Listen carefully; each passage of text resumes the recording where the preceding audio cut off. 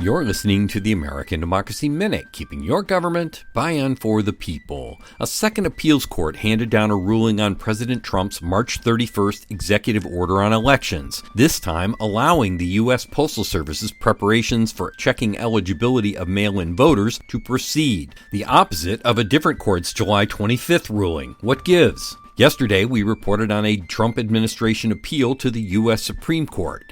A First Circuit appeals court upheld a block of the president's directive to USPS to create a state citizenship list to verify voters receiving or returning mail-in ballots. Attorneys general from 23 states argued successfully it violated the Elections Clause, and states had already been harmed because election officials expended resources to prevent the election chaos the executive order is likely to create. Then July 28th, the U.S. Appeals Court for D.C. upheld a ruling favoring the president, this time a challenge from a pro-voter coalition and Democratic groups. The coalition failed to convince either the federal district or appeals courts. Both ruled that voters had not yet been harmed because the unimplemented policy had not yet broken any laws. There's no word on whether the two cases will be combined, but it's increasingly likely the U.S. Supreme Court will need to settle the dispute. We've linked the July 28th and previous decisions at AmericanDemocracyMinute.org. I'm Brian Beal. Find us at Blue Sky at Democracy Minute.